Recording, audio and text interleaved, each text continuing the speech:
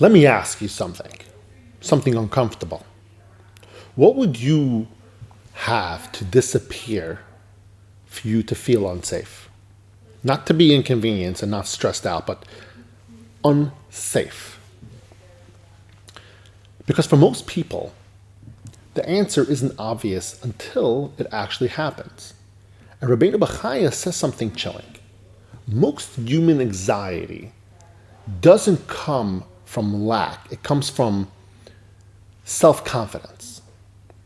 We live in a world that constantly whispers, you're secure, right? You're good. You have money. You have investments. You have status in life. You're smart. You got a plan. And as long as those things are in place, we tell ourselves, I'm okay, I'm good. But Rabbeinu Bachya says that's exactly the danger over here. Today, we're going to talk about trusting in our wealth. And before you tune out and say, well, Avi, it's not about me because I'm not a wealthy man, Rabbeinu Bachya says, he stops you right there and he says like this, because trusting in wealth doesn't mean having a lot of money. Trusting in wealth means believing that money or success or stability can guarantee you anything at all. Because the real answer is it can't. It can't guarantee that. Now, Rabbeinu Bachya brings a pasuk that says something so frightening, but here it is. It says like this. It says, a wealthy man goes to sleep at night, and by morning, his wealth is gone. Not gradually, and without a warning, but gone in an instant. It's gone. And Rabbeinu Bachya says this exact scenario happens pretty often. But here's the part that should bother us. Human beings, we don't learn from these things. We see people constantly rising to power and then falling down tremendously hard. We see fortunes disappear. We see powerful people lose absolutely everything. And yet, the moment that we experience success, we forget all of that. Why? Because human beings prefer illusion over the truth. We look at what's in front of our eyes right now, and we assume that that's going to be there forever. It's going to be there tomorrow. Rabbeinu Bachya says, man wants to be deceived. We see it every single day with greed. Then he says something even sharper. Shlomo HaMelech tells us, don't exhaust yourself chasing wealth. Step back from your own understanding of it and take this into consideration. Why? Because there's a line, and most people cross that line. Working responsibly is a mitzvah. That you have to do. And being industrious is also part of that mitzvah. But when a person pushes beyond the norm, believing that effort, the word effort itself is what creates their success, Rabbeinu Bachya says that is no longer wisdom. That is complete and utter delusion. History proves that. The wealthy people become poor. We've seen that so many times in history, even modern history. The powerful people fall, the successful lose everything, and sometimes all that happens in an instant, in a blink of an eye, and it's gone. Not because effort is meaningless, but because effort was never the source of your success. And here, Rabbeinu Bachya introduces a completely terrifying idea. Even when a person keeps his wealth, right, doesn't lose it, he may lose it, the ability to ever enjoy that wealth. He brings this story in history, biblical history of Titus, who conquered Yerushalayim. He was victorious. He celebrated triumph after triumph. He loved it. And yet he lived a life full with torment. Outward success, but inner misery.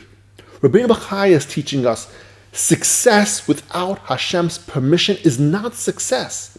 It's a loan without enjoyment. That's what it is. And that's why Shlomo HaMelech says, Hashem does not give the miser or the misplaced truster the power to enjoy his wealth. That's what it says. Sometimes you think you can have everything, but really, you're tasting nothing. You have no enjoyment out of it. So today's shiur isn't about money. It's not about that. It's not about you being wealthy. It's about where your sense of safety comes from. How do you feel with or without the money? Because if your calm depends on wealth, just know it can vanish. If your peace depends on success, it can be taken away from you. And if your security depends on enjoyment, it can be withheld from you. And then what? What do you have? You have absolutely nothing. Rabbeinu Bachya, he's pulling the rug out, not to scare us at all, not to even free us from this situation, but to show us that wealth is just a tool. Success is a deposit. Enjoyment is a gift. And none of them are guaranteed unless Hashem is the one that you trust in. That's what we were opening up to today. I'm Ravav, and this is Shaar HaBitachon. All right. Good morning, everyone. And thank you so much for joining us all here today. Today's shiur should be Ilu Nishmas, our dear friend Menachem ben Yisrael Yaakov, as well as my dear aunt Rivka Bas Gabriel Tzvi, and for Zaidi, Shmuel ben Yosef Dova Cohen, and B'schus Refu Shalem Abakarav Mishalom ben Sarachel, and Miriam Bas Sarah. Today, we are on page 15 in the Ora Vigner, for those who are following along. And today, we are talking about another place where a person naturally places their trust, their comfort, their peace of mind, so to speak, on this world. So yesterday we spoke about these two very common areas that we put our trust. First one is in people, others, right? We trust other people to help us out with things, or rely on them for certain connections, or for whatever it might be. And then the second thing we spoke about yesterday was trusting in our own self, our smarts, our physical abilities, our own personal, strategies, how we do things, right? Systems, we came up with that. We're good at that. We made that happen. And so we put our trust, naturally, we put our trust into those systems, those processes, in our own physical abilities in order to get things done. And we started talking about how trusting in anything but Hashem is really, it's a finite idea, because you can't guarantee success with any of those things. You might have a good track record, right? People might have a very successful track record, the people you trust in. But at the end of the day, it's finite. There's not a guarantee, a 100% guarantee that you could make that happen. And at the end of the day, the only one who can guarantee to make everything happen is Hashem. Today we're going to be talking about trusting in another idea, which is wealth. And wealth is another thing that people trust in money in order to secure their life, their world, their happiness, all that thing. It all revolves around money. And today we're going to talk about how money, like the old saying goes, isn't everything. And in reality, money doesn't give you everything that you're looking for, because you can't buy everything. And as some of the things we might, know, like it can't buy you happiness, it can't buy you health, money cannot buy anything. And today we're going to talk about that. If a person relies on his wealth, his multitudes, his abundance, yusa mimenu, he should just know that maybe it might be taken away from him. And it's left to someone else. Meaning your riches might one day be left for someone else to take care of. However that might happen, that transfer might occur. Right? Like it says in the pasuk, Ashir yishkav, a wealthy man may lie down to sleep at night, v'lo ya'asav, but he doesn't continue. Is einav pukach ve'einenu, and he opens his eyes and it's all gone. That's one thing that he says over here. We know very, very often in time there's a very, very common word that goes around, and there's actually a TV series on this. It's called American Greed. What American Greed teaches us is that people will always resort back to something, even if it means that they've seen that individual or that opportunity or that thing, that industry fail over and over and over. What I mean by that is that we've seen in the very recent years this idea of Ponzi schemes. Very often we see these idea of Ponzi schemes. And you hear the numbers of the amounts of money that people, smart people with millions, tens, hundreds of millions of dollars have put into these investments just to find out that they were Ponzi schemes. They didn't do the due diligence. The idea that they were sold on was so good, so juicy, that the word greed squeezed in over there. And so we see very often that people, They buy into worldly concepts of money, but in reality, it's not safe. You can be rich today, and tomorrow you could wake up and everything is gone. Every last dollar you have is gone. Why? Because you're not in control of it. The point being over here is that you cannot place your trust in your financial well-being because you are not financially well if your mindset is trusting in that money. Because at the end of the day, you could only trust in Hashem, and Hashem is the one who gives you your livelihood, gives you your parnasa. And if the moment you start trusting in the dollar is where you're going to have a hard time when you don't have it. That's the big point they're trying to make over here. Va'ama, and it says further, Mishlei, Altiga laha ashir, don't exhaust yourself with hard work to become rich. Mibinascho chadal, desist from this of your own understanding. And he says, of course, you have to work to earn a living. It's a mitzvah to work to make a living, right? But exerting yourself to the point where you're so obsessed with money, so obsessed with becoming rich, and maybe you are. You're worth 100 million, and you're so obsessed, you want to make it to 1 billion, and you make it to 1 billion. But he's saying you can't do that, because at the end of the day, you're going to overwork yourself all day, and at the end of the day, what's going to happen? You might lose it all. However that come out, however that transfer of wealth might happen, it's going to go to someone else. It says further, Mishlei has hasarif einecha bay ve'enenu, and it says if you blink your eye on wealth, and it's gone. Rabbi Victor Miller, in his colorful commentary, he says, take John F. Kennedy, for instance. He was a wealthy man, married a wealthy woman. He was elected president of the United States. He was rich, famous, and powerful. Right? The three things that every man wants. And yet in 1 second, one gunshot, one bullet, and his entirety was gone. His fame was gone, his wealth was gone, because he doesn't have anything with it anymore, and his power was gone. Everything was gone in just a blink of an eye. And that's what the pasuk of Mishlei over here says, if you blink your eye and wealth is gone, that's what it means, that it could go just as so fast. And it says further, in the middle of his life, all his success will forsake him, and at the end, he will be an unimportant person. Even before he has a chance to enjoy his success, it will forsake him. That pasuk is trying to allude to that you're going to work hard, you're going to try to make all this money. What are you trying to do with it? Oh, so I can retire. One day I'm going to retire and have all this money. And then you don't even make it to retirement for whatever reason. Or you lose your money before retirement comes around. So what you do, you work yourself so hard to 24 hours a day, and for what? So you had $100 million in the bank. You didn't enjoy it. You didn't do anything with it. All you did, you wanted that, and you didn't get anything out of it. Or else he will be denied the pleasure of his success, it says over here. One of the things that we saw in history, in biblical history, is when the Roman general Titus, we know him as Titus, he conquered Yerushalayim. When he conquered Yerushalayim, he burnt down the base of Mikdash. And on his way back home, he pillaged city after city, and he was just enamored with the fact that he was so good at this. He was so powerful. Wherever he went, he just pillaged, he robbed, he tore apart nations, and he was successful.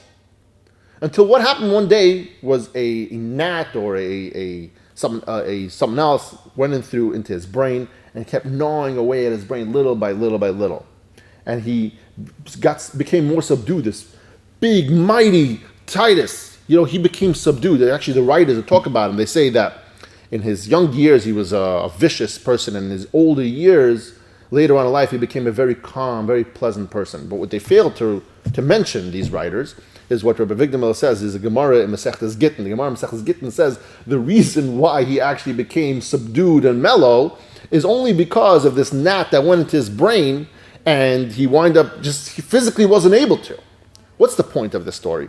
I want to show you something else also. Sometimes on the outside, the people, the Romans, the general population, what they saw the big, strong, mighty Titus, who became this very pleasant person in his older years, right? Later on, not necessarily older years, but later on, he didn't die so old.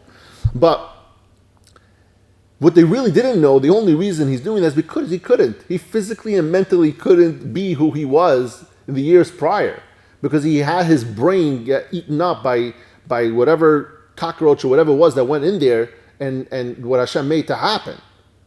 when you see a person who's seemingly successful on the outside, you don't know what goes on the back end. And it's not that we have to sit over there and start pointing, oh, you think he's happy, you think he's not happy. That's not what we're trying to point out over here.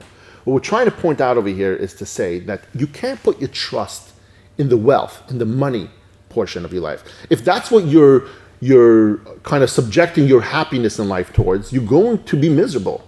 Because as we're going to learn later on, that if your happiness revolves around money, don't think it revolves around a dollar amount, because it doesn't. Because some people say, oh, if only I had X amount of money. That doesn't work. It never did, and never will. So just take that out of your mind. Your happiness, it might be temporary when you get that so small or large amount of money that you might be happy, but it doesn't last for a very, very long time. So the point of it is we're trying to make sure that we don't put our trust in the wealth, in the cash. And an unruly, he goes further to say, it says, Kash Amar Chacham. It says, Shlomo Melech said, yet Hashem will not give the miser the power to enjoy his wealth. Basically over there he's saying you're going to keep on hoarding that money, keep on doing all that, and what's going to happen at the end of the day, you're not going to even have it. An unworthy rich man's wealth is like a deposit that Hashem has put in his care for him to guard against misfortune. Until he is turned over to the person who is intended. Sometimes Hashem makes someone wealthy just as a safekeeping. You're going to make that money. You're a powerful person right now. You have this, this great business, become very, very wealthy. And later on in life, I'm going to find who to give it to. So you're going to work hard to make your money, but then the person who's going to get it, they might get it in an easy fashion. Now, it doesn't necessarily mean it's going to go to this big tzaddik. It just means that Hashem is going to distribute it as he sees fit to other individuals. It says,